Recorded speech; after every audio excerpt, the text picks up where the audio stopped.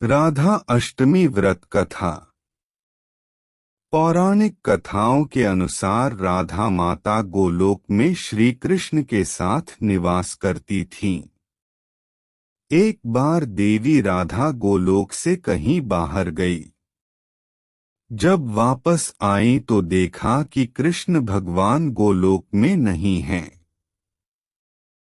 उस समय भगवान श्री कृष्ण अपनी एक सखी विराजा के साथ गोलोक में घूम रहे थे। यह बात जब राधा जी को मालूम हुई तो उन्हें गुस्सा आया और वो सीधे उनके पास पहुंचा गई। वहां पहुंचकर उन्होंने भगवान श्री कृष्ण को काफी भला बुरा कहा। राधा जी का यह व्यवहार भगवान श्री कृष्ण के मित्र सुदामा को बुरा लगा और उन्होंने राधा को पृथ्वी पर जन्म लेने का श्राप दे दिया। राधा रानी को इतने गुस्से में देखकर कृष्ण भगवान की सखी विराजा भी वहां से चली गईं। इस श्राप के बाद राधा ने बदले में सुदामा को श्राप देते हुए राक्षस कुल में जन्म लेने का श्राप दे दिया।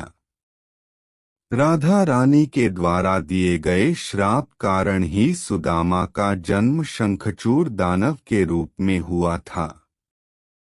दानव में जन्म लेने के बाद भी भगवान विष्णु का अनन्य भक्त बना।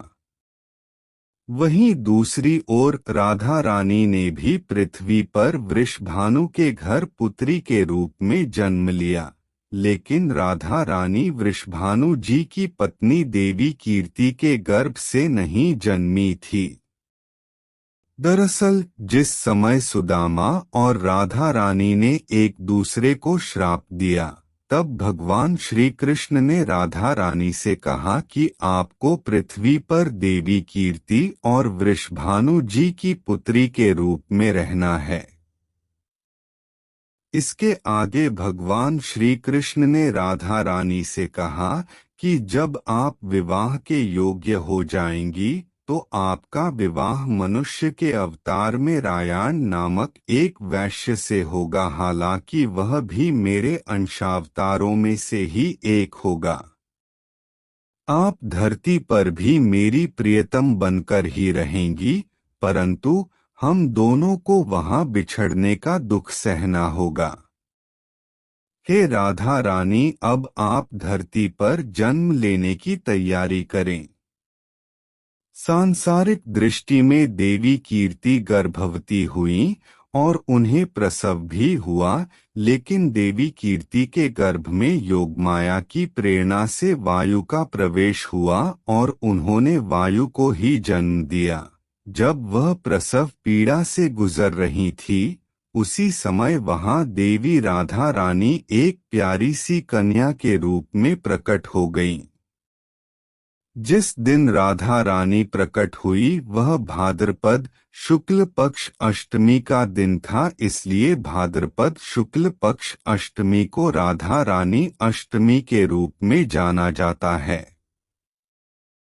इस दिन भगवान श्री कृष्ण और राधा रानी की पूजा की जाती है। इस व्रत को करने से हमें सभी सांसारिक सुख आनंद प्राप्त होते हैं। मान्यता के अनुसार इस व्रत को करने से धन की कमी नहीं होती और घर में बरकत बनी रहती है।